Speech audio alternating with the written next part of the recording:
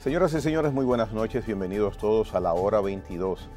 Grato placer recibo porque está de visita con nosotros Jorge Subero Isa, un ciudadano dominicano ampliamente respetado, un consenso de que es un hombre que ha sido positivo a la sociedad, con su trabajo no solamente desde el ámbito de la justicia, sino con su bonomía y su don de gente. Buen ciudadano, don Jorge Subero Isa, gracias por estar con nosotros. Gracias, Gregory, por esa valoración hacia mi persona. Muchas gracias.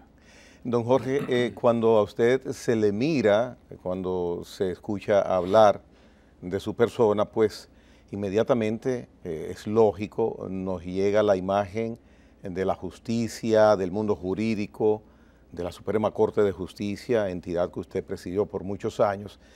Y yo quiero, para conocimiento mío y supongo que de muchos televidentes, saber por qué Jorge Subero Isa estudió Derecho. Mire, eso fue muy circunstancial. Incluso yo me inscribí en la universidad, en la Escuela de Derecho de la Universidad Autónoma de Santo Domingo, a escondidas de mi padre, porque él no quería que yo estudiara Derecho porque no le gustaban los abogados. En la familia Subero la tradición era ser ingeniero. Era en una época de ingeniero civil o en otra modalidad que había ingenieros arquitectos. Entonces en los Subero habían ya 4 o 5 ingenieros. Entonces querían que yo siguiera la tendencia de los Subero en ingeniería.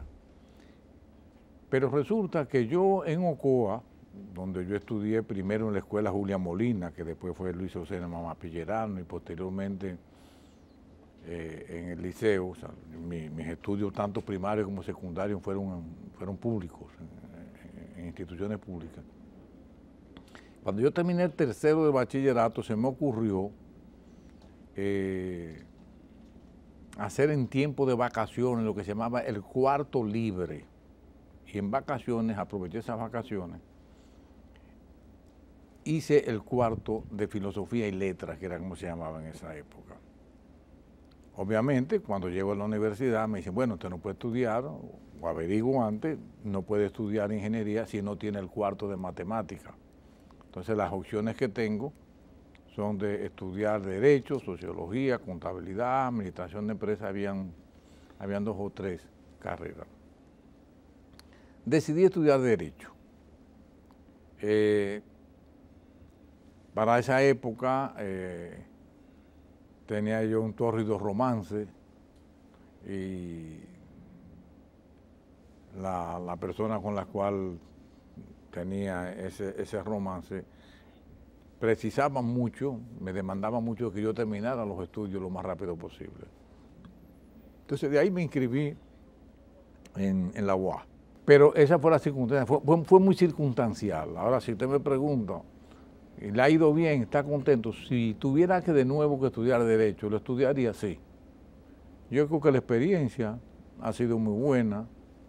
Era en una época muy romántica del Derecho, había los grandes íconos de nuestros juristas, a los cuales uno seguía y leía. Yo, por ejemplo, en Ocoa, que teníamos una especie de círculo de estudio, nos reuníamos frecuentemente un grupo de amigos a debatir sobre obras, el boom latinoamericano que se produjo ya con García Márquez, con Mario Benedetti, con Vargas Llosa en esa época, nosotros lo devorábamos, éramos estudiosos de eso. O sea, me dio una base muy sólida, por eso cuando llegué a la universidad ya yo estaba intelectualmente formado. Sus profesores. Mire, yo tengo un gran respeto, cariño y recuerdo por cada uno de mis profesores. Era una época, es importante decir que yo ingresé a la UAS en enero del año 1965, o sea, antes de la Revolución, antes del movimiento renovador de la UAS. Entonces, mis profesores se dividen en 2 etapas. Los que fueron antes de la Revolución y los que fueron posteriores a la Revolución. Porque con los que comenzamos, la mayoría con la Revolución salieron y fundaron la Universidad Nacional Pedro Enrique Ureña. Los otros se quedaron. Pero debo confesarle que en ambas etapas mis profesores fueron excelentes. Yo recuerdo con mucho cariño a Yotin Curi, ya en la segunda etapa, recuerdo a don Luis del Castillo Morales, recuerdo a don Alfredo Conde Pausa, que llegó a ser presidente de la Suprema Corte de Justicia. O sea, yo tengo un gran cariño y tuvieron una gran influencia en mí esos profesores. Eran juristas realmente formados en las artes del buen derecho. En cuanto al paso de usted, luego de graduado, para llegar a la judicatura, al tren judicial, ¿por dónde usted entra? ¿Por cuál puerta? Mire, es duro decirlo, pero también fue de una manera muy circunstancial. Fue una especie de cisne negro que se atravesó en el camino. Yo no pensaba nunca incursionar en ninguna posición pública, a pesar de que yo desde los 18 años comencé a trabajar, todavía se llamaba, fruto del pacto, del acto institucional, se llamaba Ministerio de Educación, Bellas Artes y Culto. Yo comencé con los 18 años y estuve ahí hasta que me gradué en el 70, en 25 de marzo de 1970. Y posteriormente pasé ya graduado a trabajar en Seguro San Rafael durante tuve cierto tiempo. Pero mi ingreso ya a las posiciones públicas, fuera de esas dos posiciones que no tenían ninguna relevancia porque ninguna eran mecanógrafos, solamente en San Rafael llegué a ser asesor legal. Ocurrió de manera, repito, circunstancial, porque me llamó un amigo en una ocasión que yo si quería ser miembro de la Junta Central Electoral. Me dice, este era un proceso después del año 1994, después de las elecciones traumáticas del 94 y la crisis electoral que se produjo. Y me dijo, nosotros estamos buscando gente que sean independientes. Y yo, no, yo acepto. Incluso en un momento se llegó a barajar de que yo fuera el presidente de la Junta Central Electoral y había una pugna entre los senadores, unos que sí y otros que no. Finalmente, yo mismo dije, bueno, en una posición que yo no estoy buscando, porque me preguntaron si yo podía ser suplente del presidente de la Junta Central Electoral. Yo dije que dependía de quién era el presidente. Y cuando me dijeron que era César Estrella Sadala, dije, encantado. Entonces ahí en el 94 me designan como suplente del presidente de la Junta Central Electoral. Ahí ingreso ya prácticamente a las posiciones públicas de importancia. Estoy en la Junta Central Electoral, ya yo sabía, porque lo habíamos discutido con César Estrella Sadala, que él iba a estar solamente 2 años en la Junta Central Electoral, que él se iba a los 2 años. Efectivamente, a los 2 años se fue. Entonces me correspondió a mí asumir la presidencia de la Junta Central Electoral. Había movimientos políticos del cual yo no le agradaba mucho porque mi familia tenía una tradición de ser de Balaguer. Entonces entendían que si mi familia era balaguerista, yo necesariamente era balaguerista. Y Peña Gómez había dado unas declaraciones muy fuertes en Chile, donde me objetaba a mí en la Junta Central Electoral porque yo era reformista. Pero se presenta la coyuntura de que hay que recomponer a la Suprema Corte de Justicia. Y cuando le preguntan a Peña que si él tiene objeción para eso, dice que no, que absolutamente, que tiene las informaciones de que soy una persona seria y todas esas cosas. Entonces yo paso de la Junta Central Electoral a la Suprema Corte de Justicia. Tanto es así que cuando a mí me evaluaron en el Consejo Nacional de la Magistratura del año 1997, yo me fui en el vehículo de la Junta Central Electoral. Y yo, cuando tomé posesión en la Suprema Corte de Justicia, yo me fui en el carro, en el vehículo de la Junta Central Electoral. Y lo tuve 15 días porque el vehículo que me dejó el magistrado Contín estaba en muy malas condiciones y se le fueron los frenos en un momento.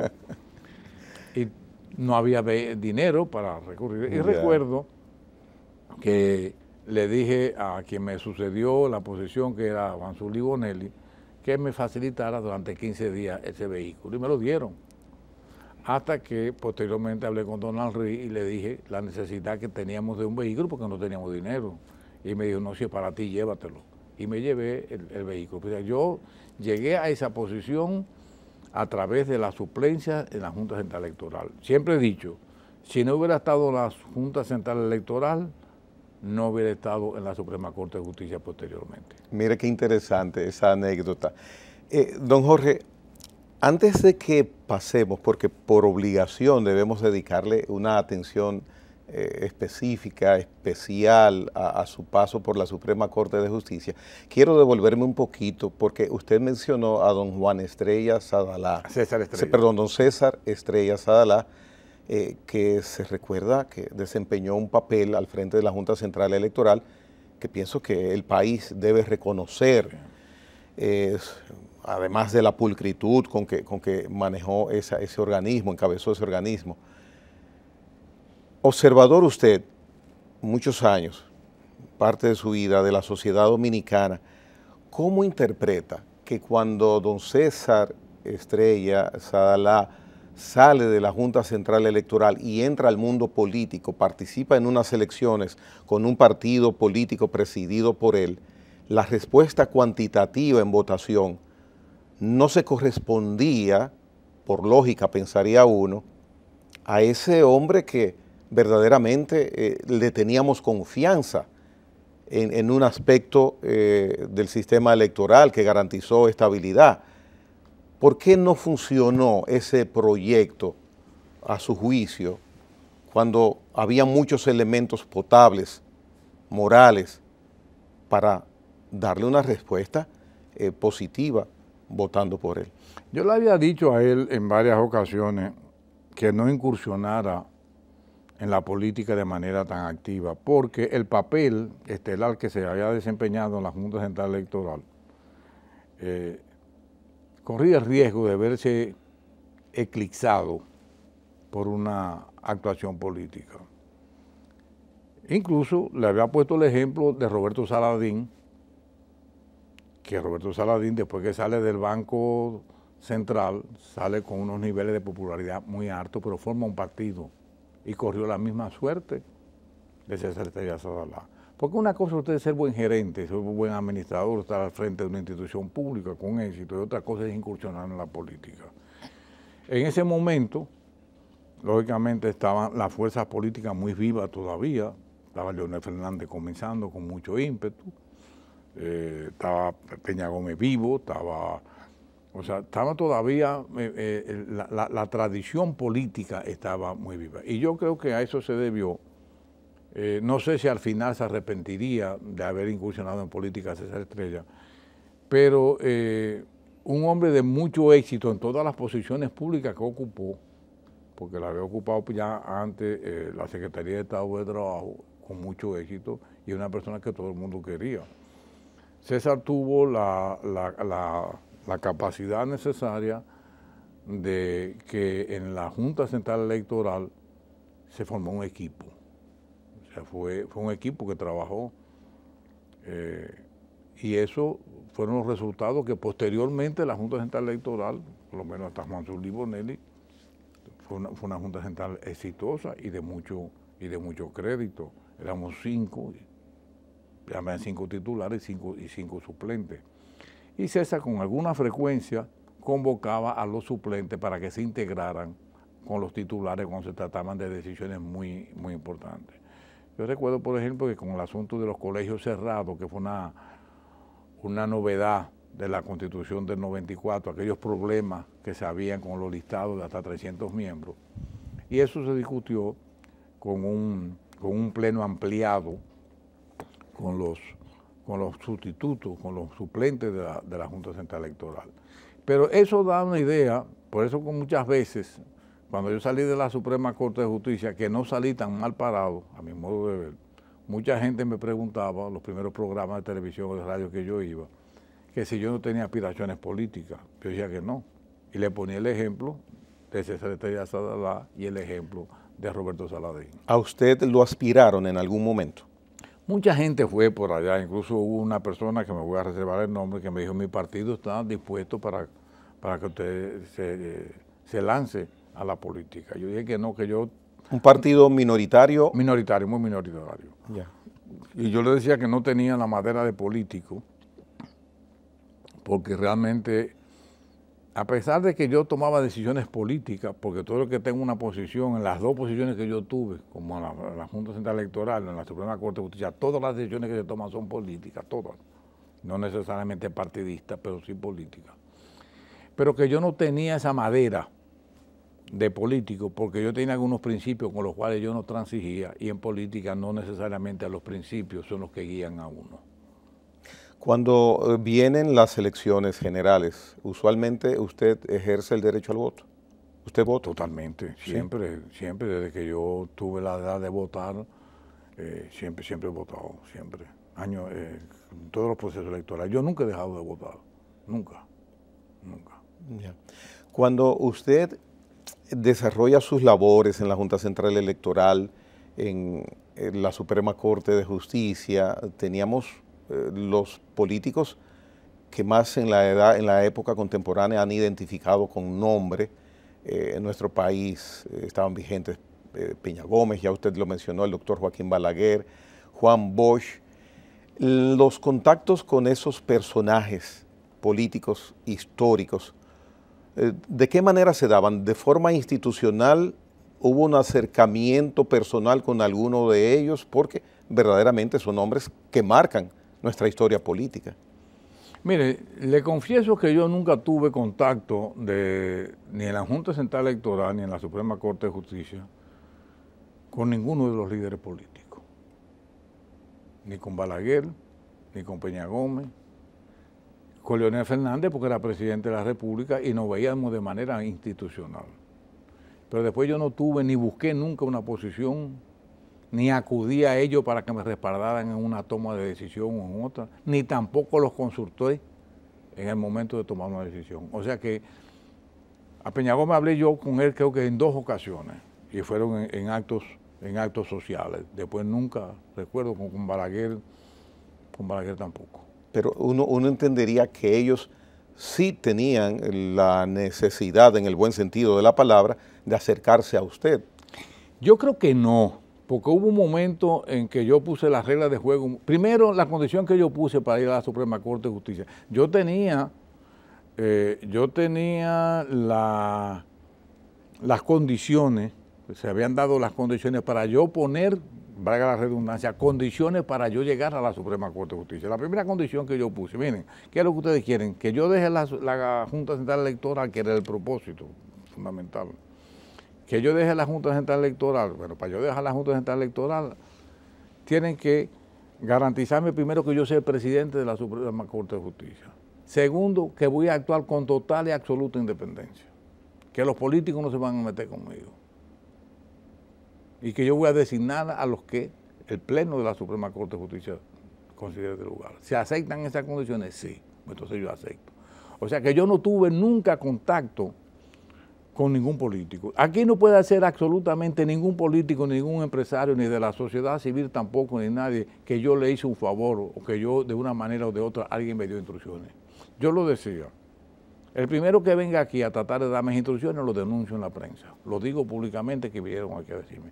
Por eso creo que de una manera o de otra nadie se atrevió a abordarme para ningún tema. Yo decía, las decisiones las toman los jueces. Los jueces son responsables cada uno de la posición que toman.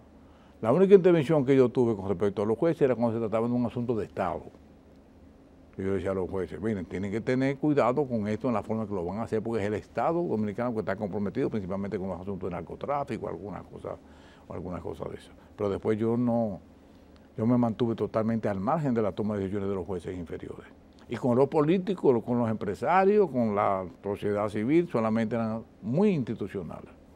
Con decisiones tan importantes que usted le tocó en determinado momento ser la cabeza del organismo que presidiera, ¿pudo haber alguna situación en que usted pensara que debía de un modo u otro su seguridad personal o reforzarla o tener mayor cuidado?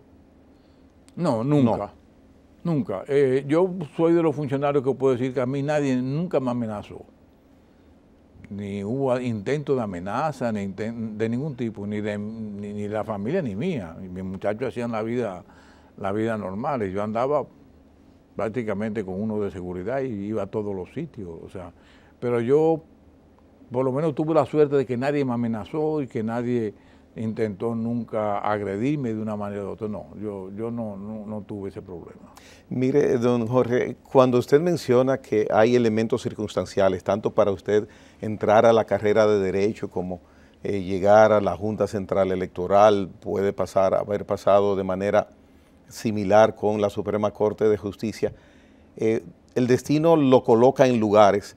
¿Usted dónde le hubiera dicho al destino, este es el lugar que mi vida va a tener a partir de ahora que yo soy ya un hombre? Mire, yo creo que yo he ido donde el destino me ha enviado. Yo creo mucho en eso, que los hombres ocupan las posiciones que el destino le tiene reservado. A veces uno tiene que contribuir con eso, formándose. Pero yo hoy en día me siento conforme con las posiciones que he ocupado. Ocupé primero la presidencia de la Junta Central Electoral y posteriormente la Suprema Corte de Justicia en el mejor momento de mi profesión. O sea, cuando yo estaba en el despeje del ejercicio de mi profesión como abogado, yo me gradué el 25 de marzo del año 1970, o sea, yo acabo de cumplir 53 años de ejercicio profesional. Y yo me encontraba en ese momento, apenas había cumplido yo 50 años cuando llegué a la Suprema Corte de Justicia. Sin embargo, creo que fue un sacrificio que no me arrepiento de haber tomado esa decisión. Creo que dejé una institución más o menos creíble, más o menos fortalecida, más o menos independiente. En el ejercicio del derecho, ¿usted hubiera desarrollado su profesión en el área civil, penal, comercial? Yo siempre la ejercí en el área de derecho privado, o sea, en la materia civil, en materia comercial, la responsabilidad civil, esas fueron las áreas que yo me dediqué. Pero debo hacer una observación, después que yo dejé la Suprema Corte de Justicia, o antes de yo estar en la Suprema Corte, yo había dicho que el día que yo saliera de la Suprema jamás visitaría un tribunal. He cumplido mi palabra, que jamás me pondría una toga. He cumplido mi palabra. Que jamás figuraría en una instancia, en una comunicación, en una carta dirigida a un tribunal. Y he cumplido mi palabra. Usted dejó de ejercer la profesión a nivel de tribunales, sí, pero mantenemos una oficina de consultoría, de asesoría, pero solamente el que quiere litigar, el que quiere pelear, que busque a otro. ¿Y esa decisión fue motivada por nostalgia o rechazo? No, porque yo tenía entendido que todos los jueces que se habían designado hasta el momento que yo salí, los había designado de una manera o de otra yo, por lo menos con mi participación. Y yo decía que no quería poner en apuro a ningún juez, que yo compareciera ante ellos y que me dieran la razón sin tenerla. Entonces yo me cuidé mucho y no quería ponerlos en aprieto. Es más, no solamente fue mía la decisión, yo tengo 2 hijos abogados y les prohibí, tan pronto se graduaron, de que ejercieran la profesión. Mis hijos, los 2 abogados, jamás ejercieron la profesión. Tuvieron tanto tiempo sin ejercer la profesión y yo en la Suprema Corte de Justicia que cuando yo salí de la Suprema se les olvidó el derecho y tuvieron que dedicarse a otra cosa. O sea, mis hijos tampoco ejercieron la profesión, ni la han ejercido y yo creo que ya no tienen tiempo de ejercerla. Cuando hay un abogado que se dedica al área penal, muchas veces les llega a ellos la oportunidad profesional o el momento de tomar la defensoría y su cliente es una persona relacionada a casos que tienen que ver con narcotráfico, con lavado de activos. Cuando hay un abogado penalista que tiene varios casos en su responsabilidad, en su background, en su historia, en República Dominicana este abogado necesariamente queda marcado como una persona que defiende casos que muchas veces la sociedad dice, ¿y por qué está defendiendo? ¿Por qué él es partícipe de que esa persona se dedique a eso. Es un tema delicado porque él está desarrollando su profesión. ¿Cómo marca ese tipo de clientes a un abogado? Es un asunto muy personal y depende del criterio que tenga cada uno. Yo personalmente nunca he criticado a un abogado que asuma la defensa de un caso de otro. Yo, en lo personal, nunca, primero no me gustaba la materia penal, en los casos que me han ofrecido participar en la materia penal, yo digo que no es mi especialidad, pero tampoco estigmatizo a aquel que asume una posición de defender narcotraficantes, de defender delincuentes, no. Yo creo que todo el mundo necesita de una defensa, independientemente de quién sea, amparando en el principio de la presunción de la inocencia que establece la Constitución de la República. Pero yo no creo, si hay esa concepción en la sociedad, no creo que sea justa con respecto a los abogados que se dedican a defender a ese tipo de imputados. Muy bien. Don Jorge, vamos a hacer una pausa para que en el segundo bloque entremos a hablar de parte del tiempo de su vida que dedicó a estar presidiendo un organismo que mientras usted estuvo ahí fue mirado con respeto y cuando usted salió se le siguió mirando con respeto, la Suprema Corte de Justicia. Don Jorge Subero Isa con nosotros hoy día en la hora 22. Venimos en breve.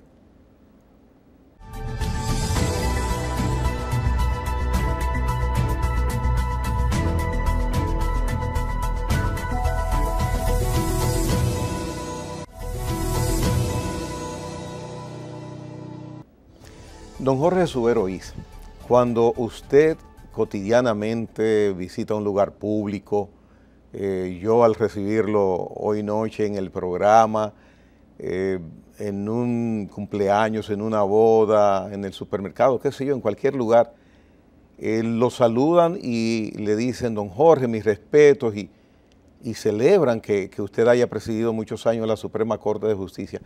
¿Cómo usted maneja tantos piropos? Mire, yo creo que uno de los grandes activos que yo tengo y legado para mi familia es precisamente el cariño que yo siento que la gente me profesa. O sea, por lo menos respeto. Manejo eso con mucha humildad y me siento muy bien cuando realmente la gente reconoce el trabajo tesonero, no solamente que hice yo, sino que hizo un equipo de trabajo. Como yo venía de la Junta Central Electoral, o sea, yo estaba acostumbrado a trabajar en equipo. Y es muy difícil trabajar en equipo, principalmente en el caso de nosotros, que éramos, yo no sé si se recuerda, que cuando nosotros nos designaron en el Consejo Nacional de la Magistratura, en la Suprema Corte de Justicia, se designaron 16 jueces. Pero hubo uno, mi profesor Bernardo Fernández Pichardo, profesor en la UAS antes de la Revolución y posteriormente compañero de cátedra en la Universidad Nacional Pedro Enrique Ureña, renunció, no aceptó ser juez de la Suprema Corte de Justicia. Entonces, no se convocó ni se reunió el Consejo Nacional de la Magistratura durante mucho tiempo. Solamente en el 2001, el 2002 se reunió para escoger los sustitutos del magistrado Julio Genaro Campillo Pérez, que había fallecido, y del magistrado Juan Guiliani, don Nene Guiliani, que había fallecido también. Entonces ella aprovechó el presidente Hipólito Mejía y designó los sustitutos de ellos dos y otro juez que faltaba ya desde el 97. O sea, yo estaba acostumbrado a trabajar en equipo. Por eso es que ese trabajo colectivo que se hizo, a la gente de una manera o de otra le gustó. Y por eso yo me siento muy bien en la calle cuando la gente me saluda, principalmente cuando me saludan con mucho respeto y con mucho cariño. De esos años en la Suprema Corte de Justicia, presidiéndola, usted mencionó a uno de sus miembros. ¿Qué o a quiénes recuerda con alguna anécdota o con ese estilo suyo de trabajar en equipo? ¿A quiénes recuerda? No, a todos. ¿A todos? Ahí hay una ventaja. Ahí había un grupo de jueces mayores y de jueces que no eran mayores. Por ejemplo, entre los jueces de experiencia, está Margarita Tavares, don Nene Guiliani, Julio Genaro Campillo Pérez, Julio Ibarra Río, Juan Luperón Vázquez, don Hugo Álvarez Valencia de la Vega. Entonces había otro don Rafael Luciano estaba. Papi Luciano, o sea, esos eran los. Pero había otro grupo de menor edad, como el caso de Egli Murdó, que venía de San Francisco de Macorís, el caso de Edgar Hernández Mejía, el caso de Víctor José Castellano, pero también junto, ya en una edad muy intermedia, estaba doña Dulce Rodríguez de Gori, de Santiago, y doña Nilda Reyes, de San Pedro de Macorís. O sea, había una gran composición, y yo de cada uno de ellos aprendí mucho. Sí. Por ejemplo, mucho. En momentos muy difíciles en la toma de decisiones, obviamente yo siempre recurría a los más viejos. O sea, yo siempre les decía, antes que nosotros, pasaron por aquí personas que tenían más conocimiento, más tiempo y más experiencia que nosotros. No olvidemos, no sepultemos todo el pasado. Vamos a ver qué hay bueno del pasado. Debo decirle que por primera vez en la Suprema Corte de Justicia que yo presidí se designaron mujeres. Que siempre relato como una anécdota que había un problema porque como eran todos varones no había baños disponibles para las hembras y hubo que rápidamente habilitar un baño para las juezas. ¿Era una norma establecida o una costumbre o coincidencia la no existencia de mujeres en el Pleno de la Suprema? Yo creo que era una parte de costumbrista a la que no, la presencia de mujeres en esa época no era tan determinante como ahora. Y por eso nunca se había designado a nadie. Sin embargo, a mí me tocó 5 en la Suprema Corte de Justicia, que fueron de un aporte extraordinario. ¿No se cohibían ellas? En lo absoluto. No, y peleaban como realmente, ¿no? Y discutíamos y se les respetaba y se les quería. Yo de ellas tengo un profundo agradecimiento y un gran cariño y las recuerdo a todos con mucho cariño. ¿Qué tan usualmente se reunía el Pleno? El Pleno se reunía ordinariamente una vez a la semana, ordinariamente, para toma de decisiones. En otras ocasiones, cuando habían, salvo el caso que hubiese audiencia, o sea, el Pleno para asuntos administrativos, para la toma de decisiones. No había Consejo de Poder Judicial en esa época, o sea que todas las decisiones las tomaba el Pleno de la Suprema Corte de Justicia. Pero las sentencias se discutían por salas, por cámara, que ya existían, y ya las decisiones del Pleno entonces las tomábamos todos en común. Don Jorge, uno se imaginaría que ustedes, 16, ¿verdad? Al final terminamos 16, pero éramos 15 hasta el 2001, hasta el 2002. Ya, mire, uno pensaría que esas reuniones semanales eran muy austeras, constreñidas en el carácter, muy circunspectas, esos encuentros muy circunspectos. No había un momento de relajamiento, que surgiera algo jocoso. Era estrictamente formal ese encuentro, no había distensión normal de ese tipo de socialización judicial. Sí, esa distensión era más frecuente de lo que la gente se puede imaginar. Había un aspecto muy importante en esa Suprema Corte de Justicia. Por ejemplo, alguien que se me había olvidado dentro de los jóvenes que estaban era Julio Aníbal Suárez. Yo conocía a todos. O sea, nosotros éramos compañeros de ejercicio de la profesión. A la única persona que yo no conocía de todos ellos era a Egli Murdó, que era la más joven de todas, que venía de San Francisco de Macorís, pero brillante, con una mentalidad preclara, muy brillante. A la única que no conocía era a ella, pero tenía unas buenas referencias de ella. O sea que cuando nosotros llegamos a la Suprema, llegamos un grupo de amigos. O sea, no éramos con esa circunspección que no podíamos decir que desconocíamos quién era uno y quién era el otro. No, todos los conocíamos. O sea, no podíamos contarnos mentiras unos al otro. Y muchos momentos jocosos. Usted me decía, bueno, aquí hay una anécdota. Bueno, quizás la única que se me ocurre ahora es que yo un día voy al Pleno con mucha sorpresa, se lo digo por primera vez en público. voy al pleno con mucha sorpresa un día y le digo que he conseguido un seguro dental para los jueces de la Suprema Corte de Justicia y para los demás jueces del país. Seguro con muy buena prima. Entonces hubo uno de ellos que me dijo que para qué si ya pocos teníamos dientes. O sea, como un síntoma de que ya estábamos. Pero realmente fue yo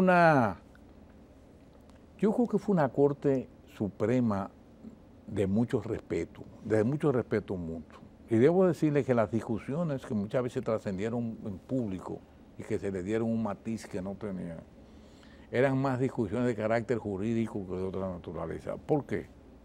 Todos éramos abogados en ejercicio, todos habíamos escrito un libro de una manera o de otra, todos nos creíamos los grandes juristas, pero no podíamos vaciar en una sentencia esos conocimientos personales que nosotros teníamos, porque eran criterios doctrinales de nosotros. Muchas veces tuve yo que tragarme o echar por la borda los conceptos que yo en mis libros había expuesto, o en mis artículos en los periódicos habíamos expuesto, porque realmente no era así. Una cosa es ser juez y otra cosa es ser doctrinario. Pero realmente fue un equipo de trabajo, y debo decirle, a la gente no le gusta mucho que yo lo diga, pero nunca se va a ver en la República Dominicana una Suprema Corte de Justicia tan independiente como la que nosotros presidimos. Ahí no puede decir ningún partido ni nadie que intervino en la toma de decisiones, absolutamente nadie, porque nadie se atrevía. No había esa permeabilidad de acceso. En lo absoluto, ni en lo político, ni en lo económico, ni en lo social. Nosotros tomábamos las decisiones que nosotros entendíamos que había que tomar. Y esa característica positiva, ¿qué la determinaba? El carácter individual de cada uno de nosotros, que cuando nos reuníamos colectivamente hacíamos un equipo. O sea, el propósito de nosotros es que todos llegamos a la Suprema Corte de Justicia más por vocación que por necesidad. Estaba en pleno apogeo Julio Aníbal Suárez con su materia laboral, Juan Luperón con su materia de tierra, Julio Ibarra con su programa de televisión, de radio, de su ejercicio. O sea, cada uno de nosotros teníamos una posición ganada. O sea, nosotros fuimos a prestar un servicio realmente a la sociedad. Por eso es que fue tan debatido. La elección de nosotros fue a las 2 de la mañana. Fue a las 2 de la mañana del 3 de agosto del año 1997. O sea, escoger esos 16 jueces, que renunció posteriormente el profesor Bernardo Fernández Pichardo, una tarea titánica. Por primera vez se hizo en presencia de testigos, y los testigos eran de todas las iglesias, y del sector empresarial, y del sector sindical. O sea, y televisada, por primera vez en la historia del país se televisa un acto de esa naturaleza. El esquema, el sistema, el mecanismo de escoger los jueces de la Suprema Corte de Justicia, del sistema judicial y derivándonos a la manera de escoger el Consejo Nacional de la Magistratura, en sentido general, ¿cómo evalúa usted, pondera, si esos métodos, mecanismos son los idóneos para nuestro sistema? Yo creo que sí. O sea, lo que quizás habría que mejorar son los criterios de selección. Por ejemplo, ¿eso sería individual? ¿O se puede trazar un criterio de decirle a cada persona designada con ese derecho, ríjase por estos? Sí, hay criterios. Hay algunos, nosotros determinamos desde el 97 algunos criterios. Posteriormente yo participé en muchos consejos. Bueno, hasta el 2011, hasta que salí. Yo participé en el Consejo Nacional de la Magistratura, donde yo salí. O sea, yo fui parte. Había algunos criterios, y hay algunos criterios. Por ejemplo, yo entiendo que debe de priorizarse la carrera judicial. O sea, el juez que comienza, juez de paz, juez de primera instancia, juez de corte de apelación, y hasta llegar a la Suprema Corte de Justicia. Yo creo que esa escalada debe de respetarse. Pero hay criterios, y yo creo que la experiencia del Consejo Nacional de la Magistratura ha sido buena. siempre hay el componente político, porque no hay una Corte Suprema de Justicia en el mundo que no tenga un carácter político. Aquí se dice que hay que sacar a los políticos de la toma de decisiones en materia judicial. Es imposible que en las altas cortes eso ocurra. El componente político es determinante en Estados Unidos, en Rusia, en China, en Costa Rica, donde quiera, y en la República Dominicana por igual. Un presidente, saliéndonos del área judicial, pero sí de un tribunal, en este caso la parte electoral, un miembro de la Junta Central Electoral, ¿usted no objetaría que haya pertenecido o pertenezca a un partido político? En absoluto. No. No, yo siempre puse el ejemplo, yo iba a poner, ahorita no lo mencioné porque no estaba en el 97 y no en el 2001, de Pedro Romero Confesor. Pedro Romero Confesor salió de la Consultoría Jurídica del Poder Ejecutivo del presidente Balaguer para la Suprema Corte de Justicia. Y don Pedro nunca llevó un aspecto político a la Suprema. Nunca. Y yo siempre pues yo lo dije en la toma de posesión de ellos, lo digo. Cuando entre la política por aquí, por esta puerta, por la otra salgo yo. Sin embargo, don Pedro Romero Confesor, nadie podía discutir. Y ahí cada uno de una manera o de otra, porque ahí el que va a decir que lo fue a buscar a su casa está hablando mentira. De una manera o de otra. Yo, por ejemplo, a mí me apoyó Balaguer. Desde luego consiguió el respaldo, consiguió el respaldo de Peña, consiguió el respaldo de los demás, de Leonel, de los que eran en ese momento los grandes líderes. Por eso que yo digo que el proceso de reforma judicial que se comenzó en el 97 con la Suprema Corte de Justicia, va a ser muy difícil que se repita. Ya. Porque había no solamente la sociedad dominicana demandando un cambio en la administración de justicia, sino también los líderes políticos comprometidos. Correctamente. Porque todos estaban comprometidos. Ya. Porque ninguno de los que estábamos ahí obedecíamos a un partido político. Ninguno. Ni ninguno de los políticos podía pretender que le iban a pedir favores a ninguno de ellos, como en efecto ocurrió. Ahí todo el mundo se separó de los políticos. A pesar de eso, cuando usted menciona, y me lleva a hacerle la siguiente pregunta al doctor Joaquín Balaguer, ¿pensaría Joaquín Balaguer que él contaba con usted después de usted haber sido designado? Yo creo que no. Yo creo que de la misma manera que Balaguer no contaba con Leonel Fernández cuando lo apoyó para las elecciones del 96, no podía contar conmigo porque sabía quién era yo. O sea, le habían dado referencia y no cuenten con él. Y de hecho, debo decirle que nunca, ni él, ni a través de otra persona, ni por mediación de nadie, me envió ningún mensaje en un sentido ni en otro. Nunca Balaguer no intervino, yo no conversé nunca con Balaguer siendo presidente de la Suprema Corte de Justicia, nunca. Ya. Mire, quiero tocarle algunos... Pero solamente el único contacto que tuve con Balaguer fue que le pedí por escrito autorización para que el coro de la Suprema Corte de Justicia grabara su canción Lucía. Fue la única, y conservo la carta que me envió autorizando a que el coro grabe Lucía, aquella criolla. ¿Y fue grabado el coro? Sí, se grabó. ¿La canción? Sí. Ah, qué bien. Don Jorge, quiero hacerle algunas preguntas de situaciones actuales.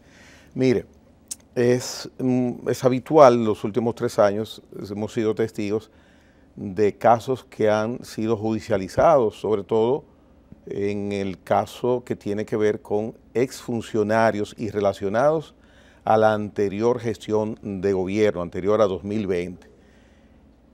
Y es un punto específico. Por ejemplo, hay un caso muy conocido que el expediente instrumentado, la pieza que lleva el Ministerio Público ante el tribunal, es de un volumen de aproximadamente 12.000 páginas. Adicional a esas 2.000 páginas, pues sabemos que la defensa tiene que preparar sus elementos para presentarlos también en respuesta a ese expediente acusatorio. Estamos hablando de que ya estaríamos frente a un caso que contiene algunas 20.000, 18.000 páginas. Entonces, en tan corto tiempo, un juez, ¿cómo puede manejar un voluminoso expediente que físicamente, no sé, para estudiarlo, qué tiempo puede tomarle a la barra misma de la defensa, al juez, a los jueces del tribunal? Entonces uno se pregunta como ciudadano, ¿lo que salga de ahí será buena justicia? Mire, yo creo que una de las críticas que hay que hacer, y yo lo he hecho, yo tengo dos críticas fundamentales sobre todos estos procesos. La primera es el abuso de la prisión preventiva, de la privación de libertad como medida de coerción. Yo creo que se ha abusado de eso. Y segundo, de eso que usted mismo apunta. O sea, un expediente de 12, 14, 13 mil páginas es inmanejable. Y el juez no es una máquina, el juez es un ser humano que independientemente de su posición de juez tiene familia, tiene compromisos sociales, tiene compromisos familiares. O sea, es prácticamente imposible. Yo creo que se le hace mucho daño a los propios procesos judiciales, a los casos judiciales, cuando se es superabundante en las acusaciones. ¿Y se justifica un volumen tan amplio de una pieza de 5.000, 6.000, 7.000 páginas? Yo creo que no. El problema está en la capacidad de síntesis que se pueda tener. Yeah. Decían los viejos profesores de uno que era más viejo escribir mucho que escribir poco. Y parece que hay algo de eso, pero yo creo que realmente se pone al juez en una posición muy difícil y al propio Ministerio Público que tiene que preparar. A mi modo de ver, y fue una consecuencia del código, de la implementación del Código Procesal Penal, con el Código Procesal Penal ocurrió que el papel del Ministerio Público se revitalizó. El papel del Ministerio Público, que es quien lleva la acusación, porque antes el Ministerio Público tenía un órgano auxiliar muy importante, que era lo que se llamaba el juez de instrucción, que es el criterio español y el criterio francés. El juez de instrucción era un juez investigador, o sea, suplía aquellas falencias que tenía la acusación del Ministerio Público y salía él a investigar cuando faltaba. Pero hoy en día no. Hoy el juez es un tercero imparcial que está ahí esperando que le lleven las pruebas, y pruebas buenas, pruebas idóneas, pruebas legales. Entonces, ese papel del Ministerio Público, que tiene a su cargo la investigación de los procesos de la imputación, la acusación, y no se le ha brindado, a mi modo de ver, los recursos técnicos y económicos y humanos suficiente para que desempeñen con mayor eficiencia su papel. O sea, es un problema que se previó desde la vigencia del Código Procesal Penal. Todo el mundo sabía que el papel del Ministerio Público iba a ser totalmente diferente y mucho más engorroso que en el viejo Código de Procedimiento Criminal. Bueno, mire, hay un caso que es recurrente verdaderamente, y uno como ciudadano dice, pero esto no es bueno porque me puede también pasar a mí. Y es el caso de los desacatos a las sentencias del Tribunal Constitucional. El mismo presidente, don Milton Ray, el día que se presentó, que estaba presente el presidente de la República, se quejaba en el aniversario del Tribunal Constitucional de que parte de esos desacatos, el mismo Estado, el mismo gobierno, era el responsable. Me gustaría escuchar su posición al respecto. Bueno, lo que pasa es que ese es un problema muy serio, e incluso en España, hasta hace un par de años, hubo necesidad de legislar para que se respetaran las decisiones del Tribunal Constitucional Español. Eso ocurrió, creo que con el asunto de Cataluña, con el problema del movimiento pro independencia, aquel que se produjo, unas elecciones que se hicieron. Entonces fue necesario una ley que sancionara el desacato a las decisiones del Tribunal Constitucional. Aquí lamentablemente no lo tenemos.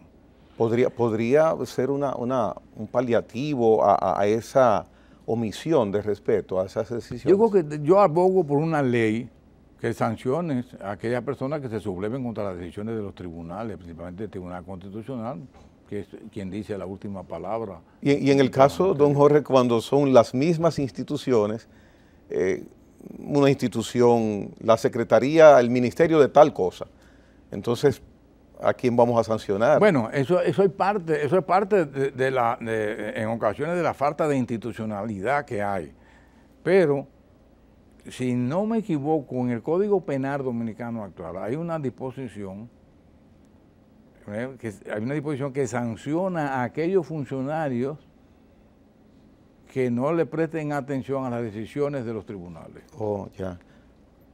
Ahora mismo hay un caso que se ha tratado aquí, inclusive en este programa, sobre 2 sentencias del Tribunal Constitucional que no han sido acatadas por la Dirección General de Impuestos Internos, que tiene que ver con el precisamente abogado Ramón Emilio Concepción. Y se busca ahora que un tribunal de primera instancia interprete esas 2 sentencias. Bueno, lo que pasa es que, por lo que yo me refiero exclusivamente a lo que he visto en la prensa. Creo que la posición de la DGI y lo que dice el Tribunal Constitucional es que esa a 30 hay que liquidarla. Está liquidada inicialmente. Yo no sé si la liquidó. Ya va por 500 y pico de millones de pesos. Realmente si es definitivo, no. Con materia de las 30 hay que tener mucho cuidado. Muchas veces el mismo Tribunal Constitucional ha dicho que las A30 deben ser concedidas en beneficio de una institución benéfica. En otras ocasiones, en materia de amparo, ha dicho otra cosa diferente. Pero como yo no conozco de qué se trata, no me atrevo a opinar en un asunto tan delicado como ese. Lo que yo quiero es que las decisiones de los tribunales, no solamente el Tribunal Constitucional, sino todas aquellas que tienen el carácter de la cosa irrevocablemente juzgada, sean respetadas. De la única manera que el país puede respetar su institucionalidad es respetando lo que deciden las instituciones. Su opinión sobre la calidad como pieza constitucional de nuestra Constitución de 2010. Mire, si se respetara la Constitución de la República como debería de respetarse, aquí no se necesitarían más leyes ni nada. Porque es una Constitución, lo que está más cerca a lo perfecto es esa. Por eso que yo he dicho cuando me dicen... A ese nivel, don Jorge. Sí, no hay duda. Es una de las constituciones más avanzadas del mundo. Y debo decirle que mucha gente aboga porque el Código Procesal Penal protege a los delincuentes. Pueden borrar, eliminar, derogar el Código Procesal Penal. Con lo que hay en la Constitución es suficiente para proteger el derecho de los ciudadanos. Wow. Es una Constitución realmente efectiva, una Constitución garantista, una Constitución protectora de los derechos humanos. ¿Los fideicomisos se adaptan a nuestro esquema que está regido por el Código y las leyes francesas del Código Napoleónico? No. En esa época no se hablaba de fideicomiso. Los fideicomisos es una figura muy del trust norteamericano. Lo que pasa es que las políticas económicas de los gobiernos van a estar orientadas dependiendo de lo que piensan sus funcionarios políticos y económicos de la ley económica. Y la parte legal, la parte de la ley, nuestra legislatura basada en esos códigos, entonces. Sí, pero es muy lejos de los franceses. O sea, nosotros hace tiempo que nos alejamos de los franceses en muchísimas materias. Oh, ya. Mucho.